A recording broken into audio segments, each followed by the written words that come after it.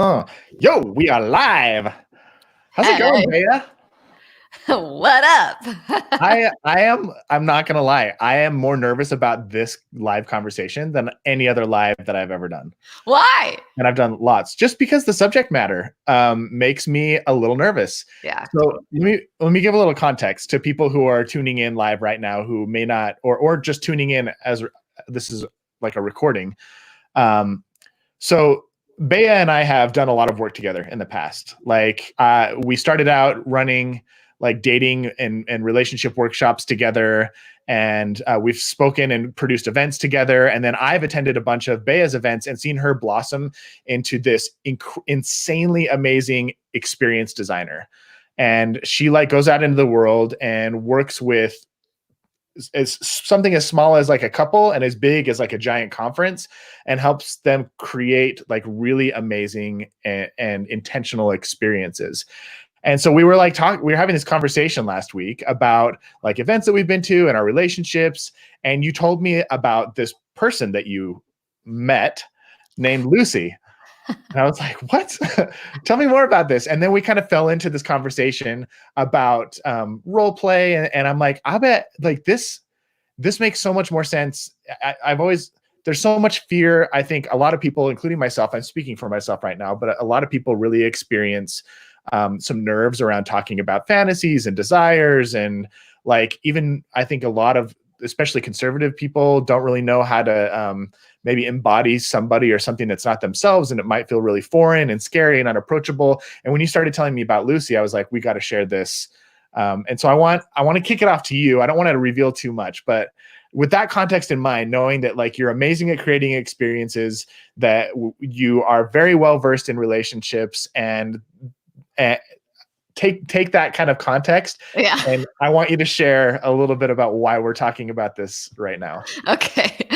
Well, Nate and I got on the phone the other day, and I don't know how role playing got brought up in some sort of context. And I was saying that I've been playing a lot with role playing these past few years, Right. and how as I'm developing experiences both for myself in my relationship and on the side for couples just for fun, I'm also in the world professionally designing experiences. And the entire idea of like my entire breadth of work is how do you create experiences that are memorable, that are unique and interesting enough that people kind of latch onto. Yeah. And a lot of times that has to do with some level of self-development, some sort of experiential component of bringing us into a world that makes us feel a different way than we normally do in everyday life, that creates state changes. Right.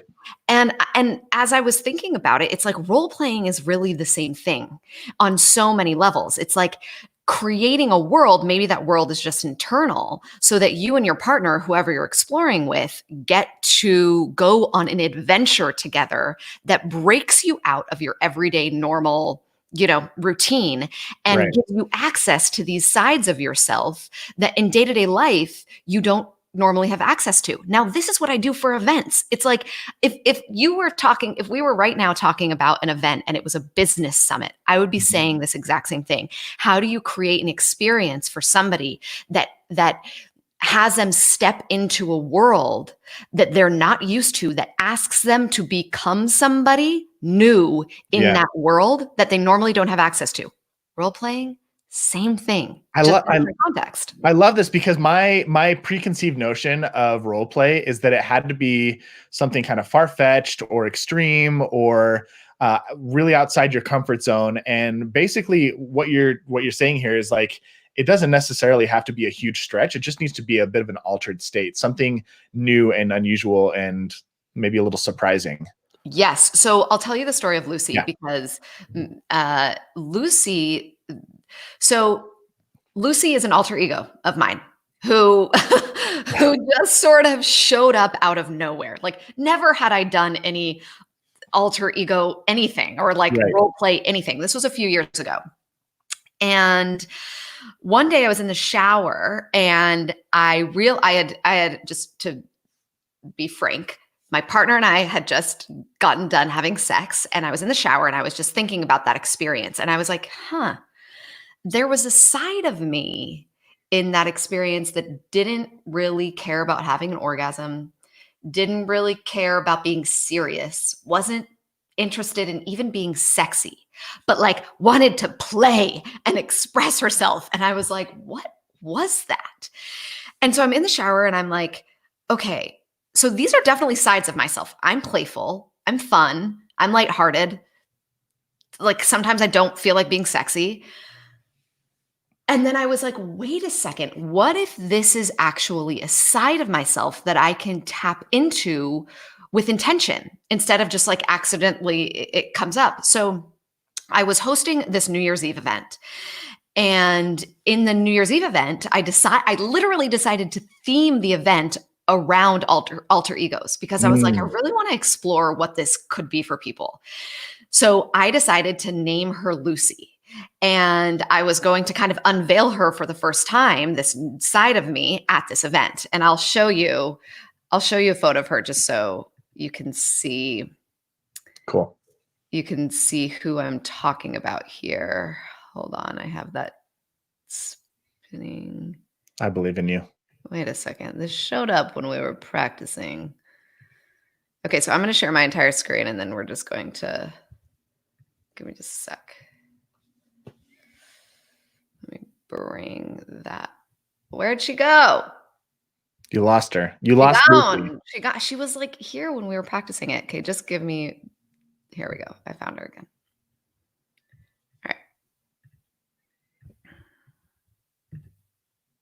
I love this idea of playing with alter egos. I was literally reading an article about that this morning. Okay, so here you go. This is Lucy. So this is Lucy. Enter Lucy. So Lucy, as I developed her, became this kind of irreverent doll. So she, like, you can see, she looks, if for those who are listening to this and not looking, she has blue hair, kind of like an 80s Madonna thing going on. So she's got blue hair, she's got pink bow ties, she's got little tutu. A tutu. She's got like one black legging and one white legging. She's got one long white glove and one short leather black glove. And she became this kind of, the best way I can describe her is kind of like an irreverent doll. Like there was this real childlike quality to her. And she always had things in her mouth. Lollipops, it didn't matter. Like she just wanted to like play with things and play with people. So during that experience, Lucy was the host of the experience. And I will just exit out of that. So Lucy was the host of the night for this New Year's Eve event. Yeah. And so the entire night I sort of embodied Lucy. Did you call yourself Lucy also? Yes. Yeah. Okay. Nobody would call me Baya the entire, I mean, I wasn't Baya. For all you embraced fully 100% Lucy. I was Lucy. Yeah. And so Baya was like nowhere in the building.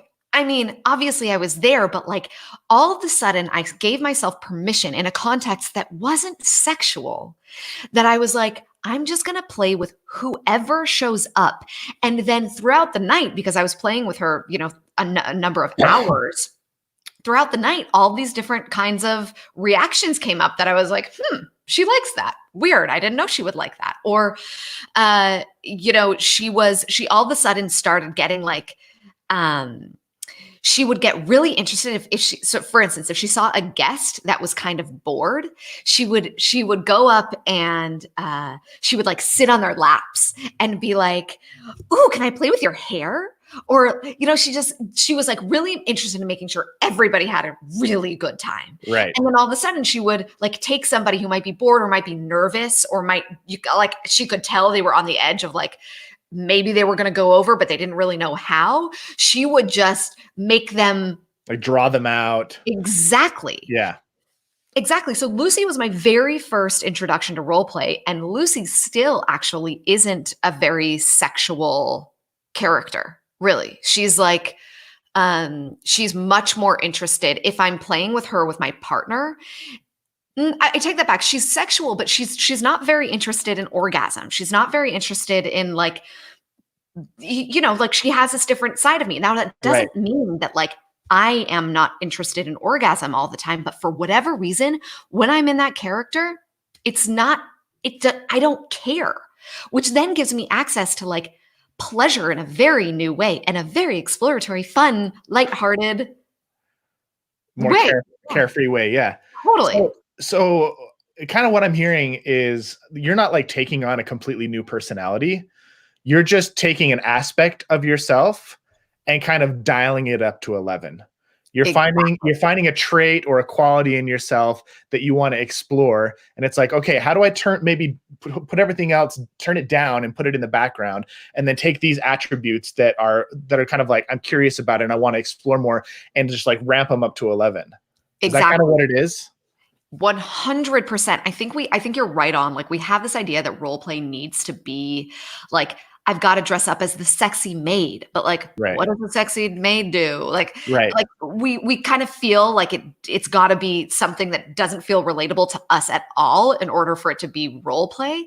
I don't think that's the case even a little bit. I think like the most exciting part is making role play accessible, is giving it's like, in order to access these sides of yourself, one of the things that you've got to do is give yourself permission to go there. And one of the most fun things about this, like when I first started, I started making lists of like, okay, what are taboo sides of me or taboo sides of other people that I might judge? But like, I think there's something there. So for me, like, I have this kind of bratty side that like, I can't really be a brat. And if I'm a brat to my partner, he's like, what are you doing? Right? Yeah, Like, it's out of context. Yeah. And then I feel kind of like immature if I'm a brat, but I know there is this bratty side that wants to come out. Or like anger is another one that might feel taboo. Like, it doesn't feel right to be angry. Right. Yeah. Can't like let that side of myself bad out. to be angry. And if I do, there's a lot of judgment attached to it. And and so you can. Those are some of the most exciting character attributes to bring out, because when done in the context that feels safe, which we can talk about how to create that in just a second, all of a sudden you can play with these edges that in normal everyday life, like, you can't just go around yelling at people. Yeah. You know?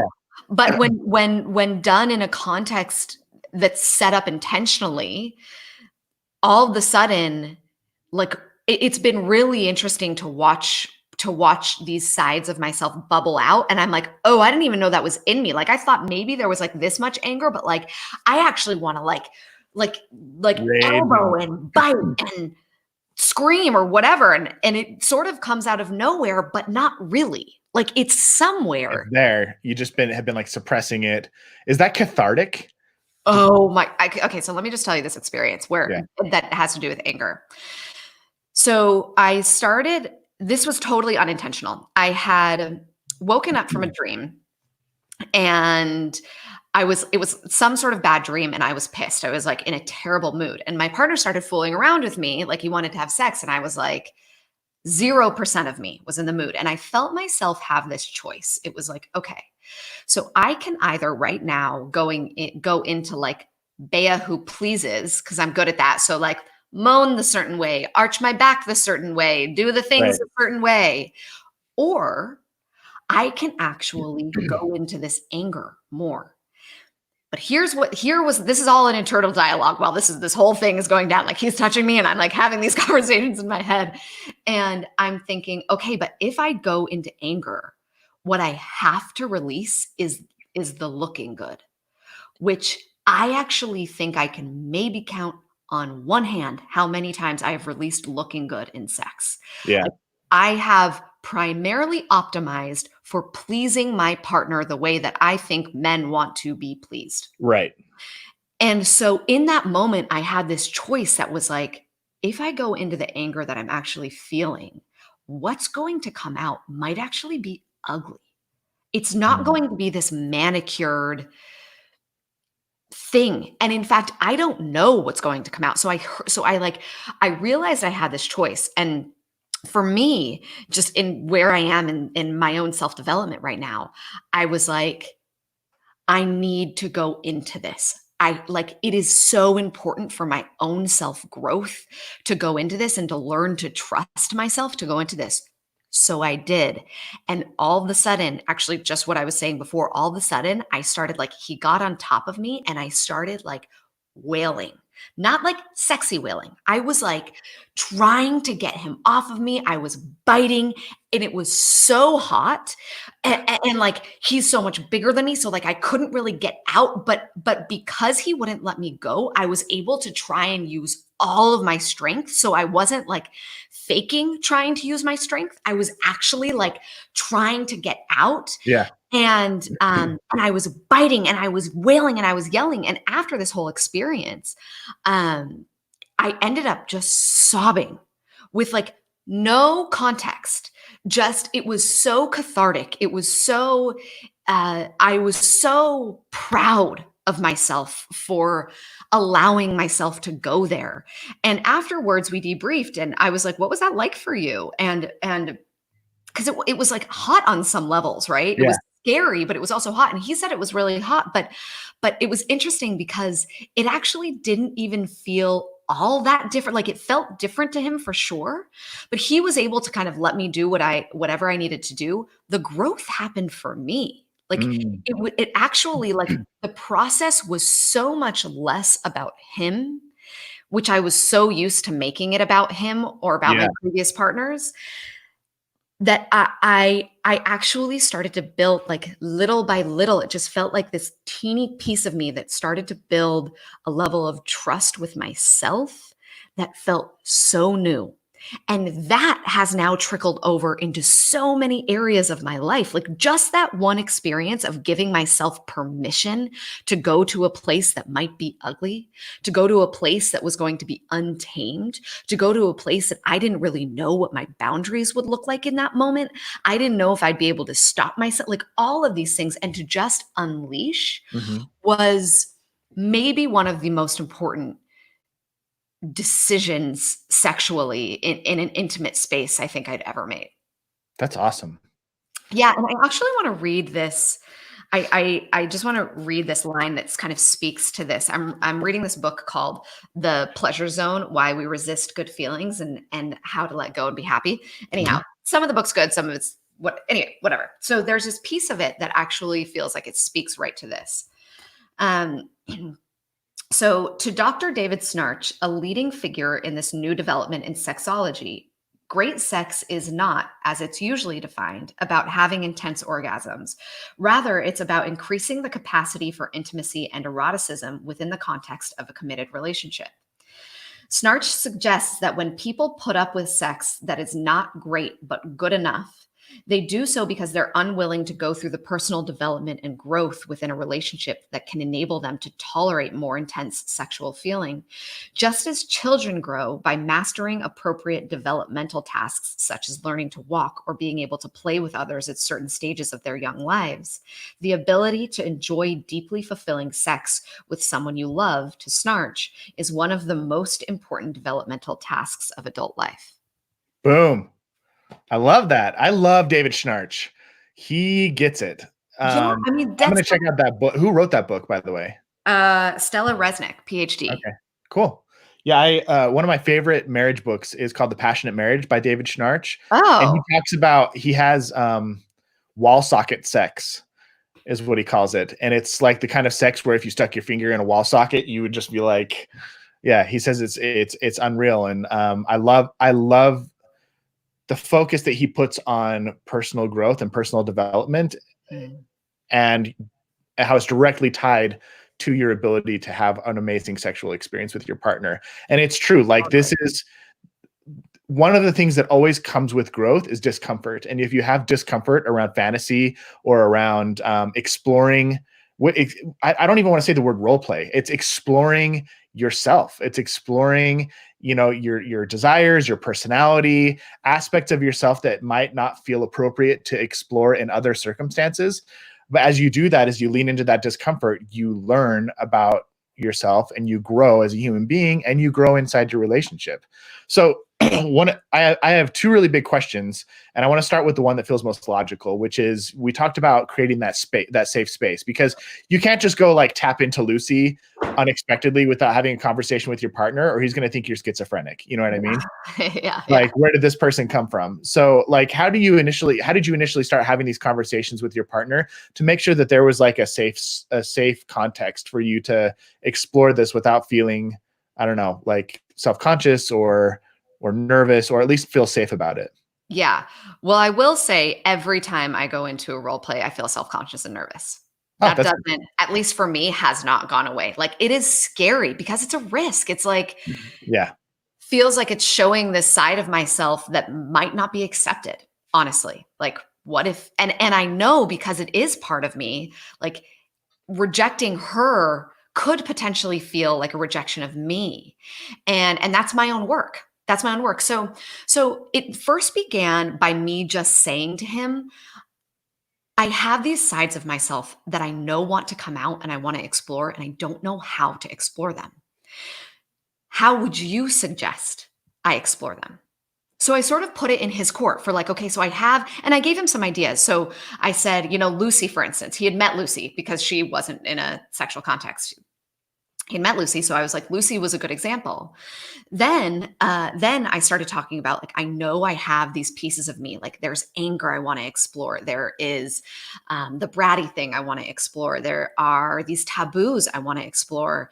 But by the way, I should say my partner is not really interested in role play for Yeah. himself.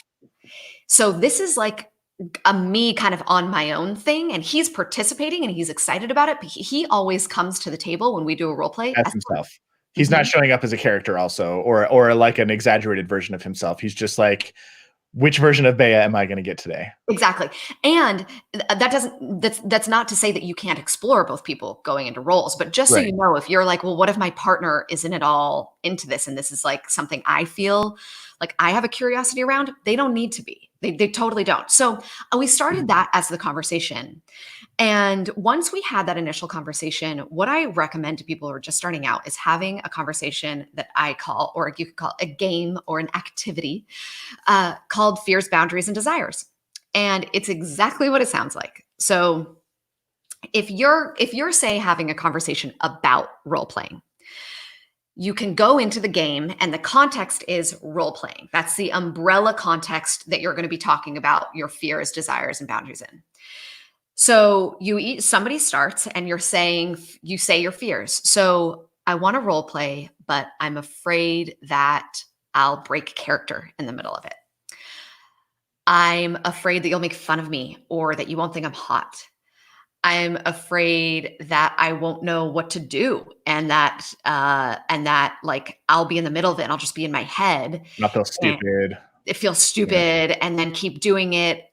Okay, so there's some ideas of fears. So here are my boundaries within role playing. My boundaries would be like, if we're in the role play together and you feel uncomfortable, let's have a code word. My boundaries would be, I don't want to be put in a position where I'm tied up and I can't get out. Might be a boundary. Right. Your boundary might be, I don't want to be fully nude, right? Like, because that could be part of the character is Right. like, they want to be in lingerie and they actually don't want to take that off. Right. So some ideas of boundaries. And then you talk about your desires. So I desire, and I'll actually tell you a story about this because this is one I did. I desire to create a space for you that I'm giving you a massage. I desire that we actually don't do anything super sexually explicit for the first time. I desire like you're just introducing yourself to them in a non-sexual way. maybe. Like maybe that's a really interesting, sorry, I don't want to take too much of a tangent, but this is something that just popped in my head. Maybe your first experience with role play is just like going to dinner together, but embracing a character over dinner instead of jumping straight into the bedroom. Totally. Like I love that the way you discovered Lucy was at an event that was in a totally non-sexual context. So if you wanted to explore with this, like go to Texas Roadhouse and embrace your inner cowboy or cowgirl. And, Totally. or whatever it is that you've got going on in your that you want to explore, go tap into that, Yes. Cool. I like that. Introduce yourself to your partner first. Exactly. Yeah, 100%. And that's really fun too. That's totally fun. Totally. I created this experience for a couple who has been together for like 20 years.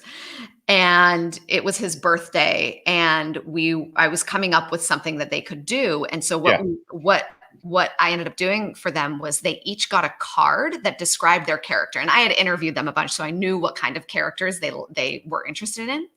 So then I actually gave them their characters, and their characters didn't know what the other person, what character the other person was. All they knew is they had a specific time to meet at a specific place. But what they didn't know is one character was instructed to get there early. The other character was instructed to like sit at the bar and wait. One character was instructed to so it was the woman's character that was instructed to sit at the bar and wait for him. He was instructed to show up late.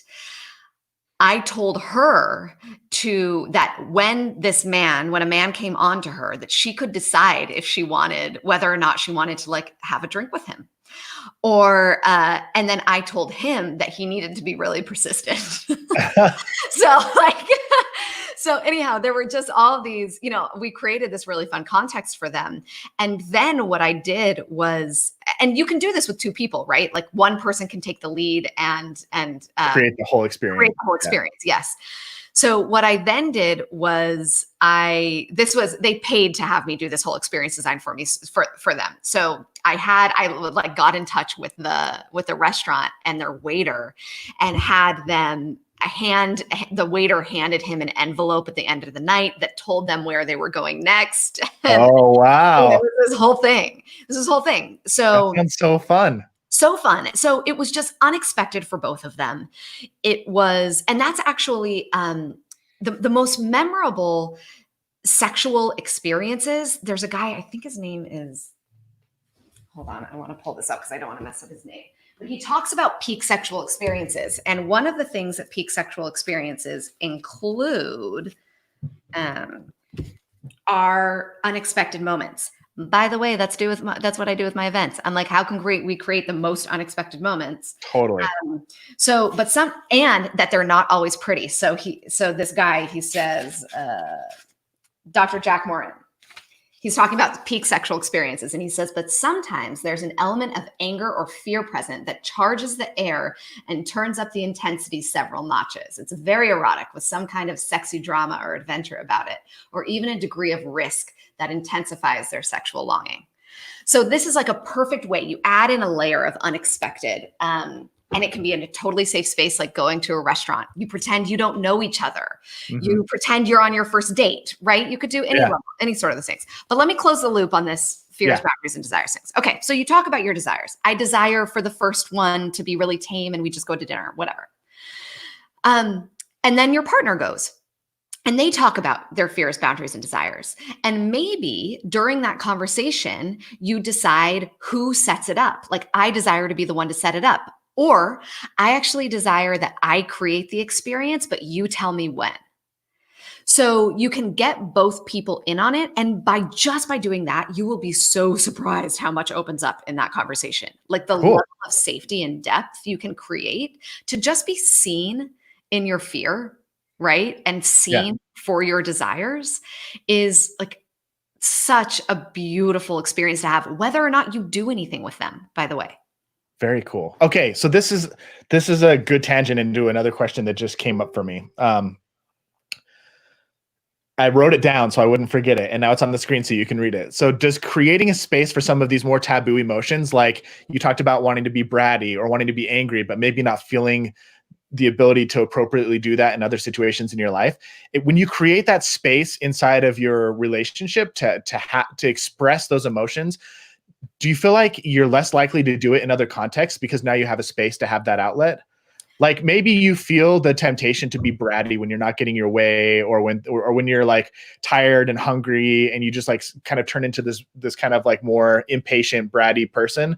But if you have that space to explore that version of yourself in your relationship, do you feel like that side of yourself that maybe you don't feel is okay to express in other scenarios, it kind of gets turned down a little bit?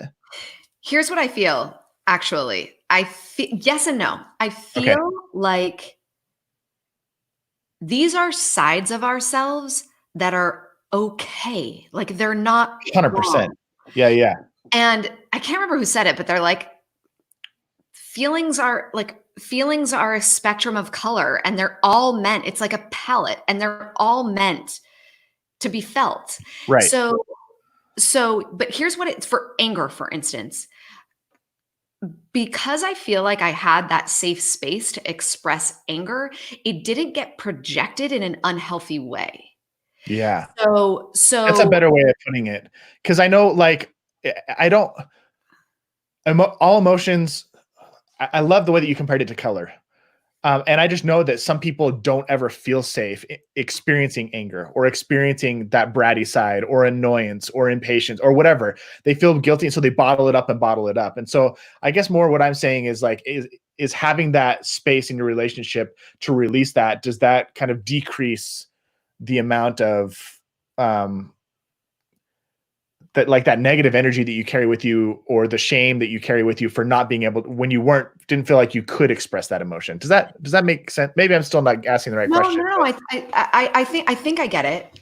Here's what I would say about that. I think that what it does most is give permission for that feeling to be felt, period. Because often when we're angry or when we're feeling bratty or whatever, there's actually something like when we're feeling like bratty, that's better. Like there's yeah. something else that wants to come up. But because we push it down, we don't ever give it access Hmm. to becoming what it's actually asking to become. Yeah. And Because you like never explore it, you never find out what's this at the source. because we push it down. Yeah. And so when you let it be expressed, like one of my favorite relationship teachers, besides you, of course, Stop. it's true. I love your stuff. If you haven't done Epic Wives experiment, by the way, I went through it and like blew my mind. So I'm just gonna put that out there. But Thanks, so Bea. his name is John Wineland, and I love him. And he talks about actually a lot of self-development teachers talk about this, but this idea that the things that you feel fully disappear. And so when we allow ourselves access to this, for instance, one of the ways that he talks about releasing emotion, pent up emotion, is he'll talk about for women specifically. I haven't heard what he says to men. This is more what he says to women. I'm sure it would work for men too, but he talks about dancing the whatever your biggest fear is. So if it's the fear of being rejected, you find a song that helps bring that emotion up, and then you dance to that song and you feel all the pain of feeling rejected, everything. You cry, you yell, whatever it feels like to be so Yeah. rejected, and you like fully feel that. And then he says you can put a transition song in there, or you do another song that then feels the total opposite, like of that, Mm. which is like, I am so lovable. All parts of me, or could be, I'm so lovable. I'm like, all parts of me have a place at the table. All parts of me are lovable. And then you find a song and you feel and you dance to that. And he says, do that for like a month, 3 days a week, like Wow. keep going into it, because we just have so much of our emotions that are kept down. And when we don't have safe spaces, because to express them, that's what they do, is they shove themselves down. And Yeah. and for instance, like your partner actually might be afraid of your anger. There might be a piece of their childhood or their wounding that's actually afraid of your anger. So having it be expressed in the way that you might feel is the only way that it gets out on normal everyday circumstances actually might have them shut down. Where in a role play environment where you kind of go into the dojo, it's like you're bowing into to each other in the dojo, and you're like, okay, like, and then you have code words for when it might get too much or too heated. Right. Then all of a sudden, that personalization that happens when we're getting angry at somebody, it's much easier to not identify with that Mm. personally, right? So then you all of a sudden, like the person who might be getting the anger in the role play doesn't need to take it personally because you're in the dojo. Right. It's part of the experience, not a personal affront or something like that. Exactly. I love that. So much interesting stuff like I didn't realize, like for me, role play was always just like something a little taboo and kinky. Is like, but I didn't realize there was so much personal growth attached to it, and so much of a space for your relationship to expand and your identity as a human being to expand. This is like a really fun conversation. Totally. And I'll I'm tell not you, nervous anymore. Okay. yeah. I Well, have. even you are. It's good. Yeah. I think I leaned into it, and it's less scary than I thought, is what I'm saying. Amazing. Yeah. Amazing. Okay, I have one last question and maybe there's more after this, but one major one that really comes to mind that I think a lot of people are probably curious about, and it's what do you do to get into character? Like, do you need time? Do you need space? Can you just like flip a switch? And maybe a little bit on top of that is like, how do you kind of decide on a character? Do you need to have it fully fleshed out before you like do this experience, or do you do the experience to fully flesh it out? Like, there's kind of a lot packed into this, but I'm just curious about like how a character comes to be, and then once that character exists, how you tap into it. Oh, such a great question. First, I totally do not think that, I don't even know if there's any such thing as like a character being fully developed. Like Yeah. it's a personality. It's a different side of ourselves. Like just like us, are we ever fully developed? I don't know. Like we're always kind of changing. So I totally do not think, in fact, I think if you feel like it needs to be fully developed, it's probably a fear thing coming up versus like it actually needing to be developed. Which, by the way, if you guys are watching live and you have questions for Baya, you can type them in the comments and we can see them and I can put them up on the screen. So feel free to do that. Sorry, back to question. Okay. All right. So I think this is going to be different for everybody, but I'll give you an example of one that I've done. So I have created a massage parlor, and I had this experience where I would just be like walking around the house and I would start this accent. It was totally like not sexual at all. It was just like, I would be walking around the house and I would be like, will you get me a pot or a pan? Or like, I am going to go up to my bedroom and whatever. Or like, I need some privacy. I don't even know where this accent came from. It just like came up and I was just kind of playing with it in my everyday life. You know, I would be in a silly mood. We would be on a walk and all of a sudden I would start talking in that character. So I call her Esmeralda. and Esmeralda is this, that's as far as like, that's where she began. I didn't know much more about her, but I knew I wanted to create this massage parlor. So I ended up voice texting my partner and it was Esmeralda. And she said to him, she's like, would you like to come to the massage parlor? She's now this massage parlor owner because I knew I wanted to play with massage. And I was like, okay, so she's now the massage parlor owner. And I'm saying, you know, like, I will negotiate the rates with the girls, and you know, because I actually thought it would be really hot to get paid for sex, but whatever. So anyhow, that's part of why I created the massage parlor, because I was like, how hot would it be? Anyway, that's one of the taboos that I'm exploring, is getting paid for sex. I think it's hot. So in a past life, I think I wanted to be a stripper. Awesome. Anyway, now I'm an experienced designer, so it's an experience for yourself. Okay. Without ever, yeah. Continue. So, in a committed relationship, it's pretty exciting to explore. Yeah. All right. So I wanted this like bossy side to come out. So that's where Esmeralda decided to be the boss of the salon, the massage parlor. She's like the madame. She's the madame, exactly. Yeah. I printed out this like ghetto, you can probably barely see it. It's there called you go. Esmeralda's Massage Parlor, where your wish is our pleasure. And I love this. She said, she texted him or voice texted him, and she said, okay, so would you like to make an appointment? Here are the girls who are available. We have a girl, she is soft-spoken, and this is just like stuff I wanted to do. Right. Whatever. And if you have other girls that you might like to explore, you can tell me and we will see what you want. We'll see if we have a girl and if she is booked. Right. So what I knew were two things. I knew I wanted to play. I didn't know what day of the week was going to happen, but I knew in order for me to make space to get into character, I had to have it on the calendar. Yeah. So that was one thing. Like I can't just get into character. So it was like, but if we have a booking in the calendar, then I'll know to like turn off all screens, to take a bath, to do whatever I need to do, to kind of to listen to music, whatever like gets me into the mood. So he booked an appointment, and then I created the space. So as soon as I knew he booked an appointment, he said, "Whatever, girl." He was like, "Whatever, girl's fine."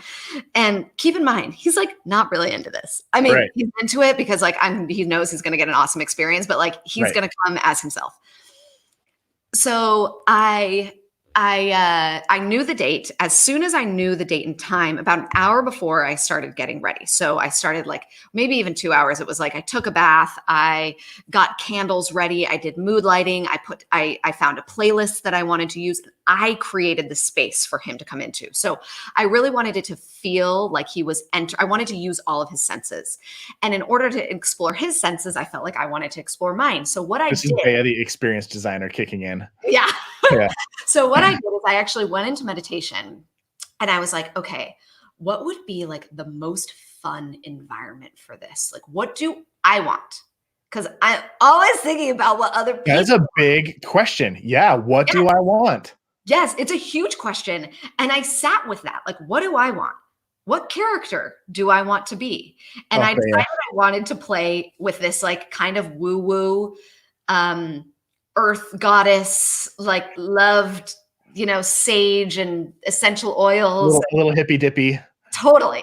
Yeah. Yes. And in it again, I like the innocent thing. So that's how I got into character. So I don't think there's like one right or wrong way, but I think the biggest thing is giving yourself a time period that feels good for you, where you can actually sink into the question, what do I want? Because at the end of the day, if you're going to role play and use it as a self-development tool, there are so many other areas of your life where you can think about what other people want.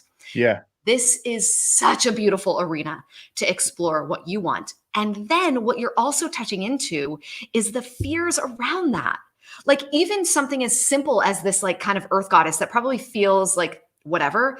I have some judgment around that stuff. Yeah. I have judgment around people who like use, who are using all this like new age vernacular and are talking about like, you walk into an event and you get saged, and it's like this 20-something-year-old girl who like, in my head clearly hasn't lived life or whatever, like I have all of my own stuff around it. So it actually really takes something for me to go into that space and be like, okay, I'm basically doing all the things that I judge, because I know when I judge other people, there is something I'm judging in myself that just hasn't been touched. So then I and that's when I come up with whatever character exploration. And sometimes this is going to take something like ordering a wig or getting an outfit or whatever. But that's all part of it, right? It's like letting yourself explore what this character needs. It's taking on, it's like Clark Kent and Superman. Yeah. Like Clark Kent is like the introverted kind of like sit at the computer and write my news articles and shy around girls. But then he puts on the cape and takes off the glasses, and he's the same guy, but he's allowed to explore the superhero who can defeat any monster and who's like heroic and chivalrous and like it owns the spotlight. And it's like the same person, but the uniform changes and the context changes. And when those things change, the mindset changes, and he can like. This is no different than having a bit of an alter ego, that to me, that's basically what you're talking about. It's exactly. It totally is. Superman doesn't fit in the newspaper office, and Clark Kent doesn't fit in the streets saving Lois Lane from falling buildings. Like those two people don't match, but if you put them in the right context and in the right uniform,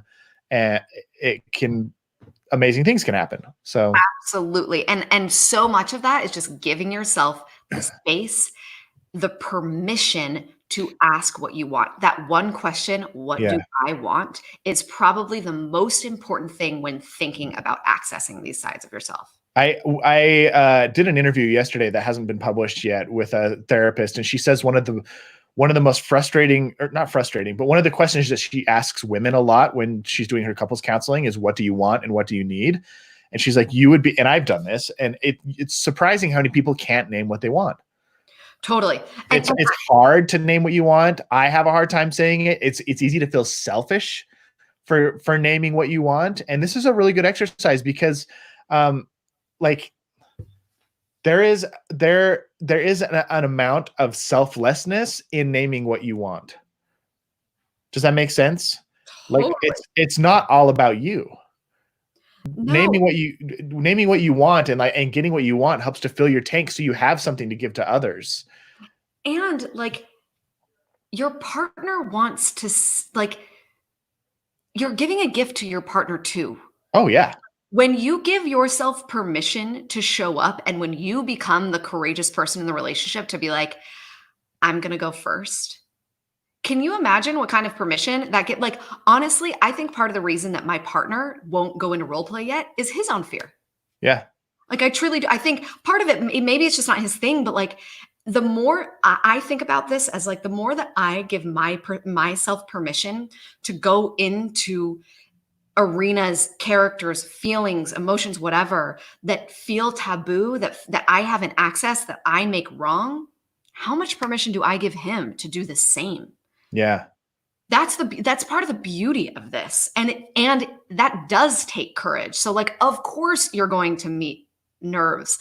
It's actually I was in this I was doing this event this weekend and the leader of the event was talking about coming up with new versions of ourselves and it was in the context of the event and she said when you come up with this next version of yourself if you're not totally excited and completely terrified you haven't reached far enough. Mm. And that is sort of how you can tell you've reached a precipice is when you're kind of on the verge of like, okay, this feels exciting. So if you're listening to this or watching this right now and you're like, okay, I can feel this like bubbling excitement. And then there's also part of you that's like so terrified right now. You hit the gold. Like you hit the money. That's the money. That's Move it. towards that. Move towards that. And then, I mean, that's like, you know, that's how I feel like people define courage is by feeling the fear and doing it anyway. Yeah. And then you do that and you watch yourself do it. And then that just breeds confidence. Yeah. Because confidence is met through action. Wow. So if you watch yourself. The role play could be the gateway for confidence for a lot of people. Yes. That's amazing. Just that one experience where I went into anger has given me more permission to speak my needs in my relationship in ways that I'm like, oh, okay, I'm going to ask for that. Truly. And that was one time. Yeah. So, it's interesting. I mean, I was not raised, but grew up hearing the phrase, fake it till you make it. And this is essentially a way of not necessarily faking it, but like acting in a way that feels scary and you might have a little bit of imposter syndrome at first, but as you lean into this, you develop confidence, you develop the capacity to do it better, more and to do it better. And it creates that self-confidence, that self-assurance that like, I'm worthy of this. I'm capable of this. I'm capable of doing hard things. I'm a deeper and richer person than I thought I was. Like there's more nuance to me. There's more complexity now that I'm allowed to explore these facets of myself, and our relationship is a lot more dynamic than I thought it was. And there's more to discover in my partner and in myself, which creates mystery and attraction. Like there's a huge, I did not honestly, like when I didn't realize that I didn't realize that there was so much to be discovered in a conversation like this. And so I'm like, I am exactly what you described. I'm like in that moment of like excited and also a little terrified to go have this conversation with my wife and talk about like what emotions we want to explore and what sides of our personality we'd like to tap into. And I'm going to take my wife to dinner and see if we can have a little bit more like playfulness. You know what I mean? Yes, exactly. And like, I want to be like one of the things, like, I'll just be transparent right now. One of the things that I want to explore, is like, I want to be a Casanova for my wife. Do you know what I mean? Like, I want her to feel like I know one of the things that she really wants is to feel desired. And it's really easy to get into this kind of like, into the comfort of routine and into the comfort of like, I don't know, just the repetitiveness of life and the habits and the rituals that we've cultivated, and tapping into like a more of a Casanova side of myself every so often, and like doting on my wife and making her feel special and loved and adored and worshiped. Like that would just fill her tank. And so like, who is the piece of me that I need to access to dip into that?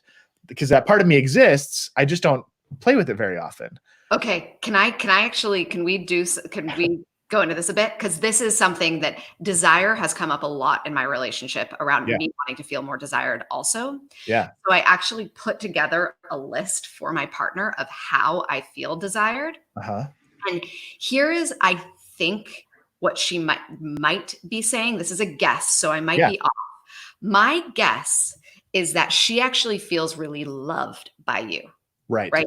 Like totally loved, probably really adored. Like, and probably what comes more naturally to you is doing that in a way where she's like the future mother of your children. Yeah. Even before she was pregnant. Like I have this Yeah. feeling that like that's more natural to you. But desire, I think oftentimes for women, what we mean is like, so here are some examples of how, let me just tell you, I'll speak for Yeah. myself. Yeah. Let me tell you the ways, actually, where's my phone? I could read the list of the ways that I feel desired Yeah. because this might, the Does it entail a lot more like assertiveness and a little bit more aggression and yeah. And here's the thing, it's in moments. So I think a lot of times, like it's hard to hear, I want to feel more desired. And then for you to be like, okay, like what do I do with that? Like, do I need to do something in bed? Yeah. But actually, my partner was just like not in the mood to have, he's been super stressed. So he just has Yeah. not wanted to have as much sex. And I'm like, okay, that's fine. But then how do I still feel desired? So here's my list. I said, when you grab my ass, when you whisper in my ear that you think I'm sexy or the things that you might want to do to me. When you come up behind me, pull my hair and kiss my neck. When we French kiss and then you look deeply into my eyes.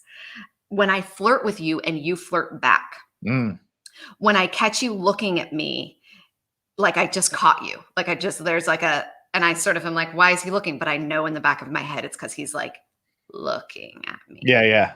Yeah. So those were some of the ways. Those are some of the more PG ways that I feel desired. But so here is, I think, like there's a Casanova piece.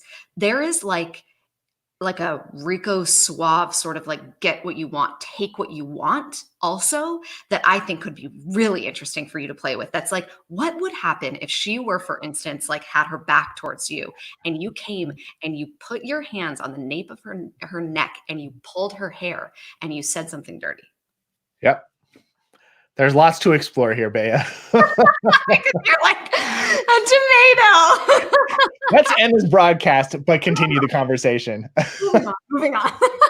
So I'm just saying that's one way. Yeah. Thank you. Thank you for, I learned a lot from this conversation. Thank you for doing this. Totally. Thank you for having me. This was so fun. Yeah, I want to have more conversations like this. Where for people who are like tuning in and are getting exposed to you for the first time, where would you want them to like learn more about who you are and what you do? Yeah, you can go to my website, bayavoce.com, which is BAYAVOCE.com, and sign up for my newsletter. I'm on Instagram also, Baya_Voce, but just so you know, so nobody's surprised, I talk about experience design and events. Like if somebody wanted you to design an experience for them as a couple, like that's something you mentioned you did, would you be open to doing that? Yeah, totally. Yes. Okay. So, but just so you know, so you're not like, why was she talking about role playing and then all she's talking about is experience design? Yeah. This isn't like get it. Yeah. Good context. Oh, and if you guys enjoyed this conversation and you don't want to miss out on future conversations like this, please just like hit the subscribe button or the like button, depending on which platform you're watching on. And there's lots more of these coming, and I don't want you to miss out on them. Thanks, Baya. Thank you.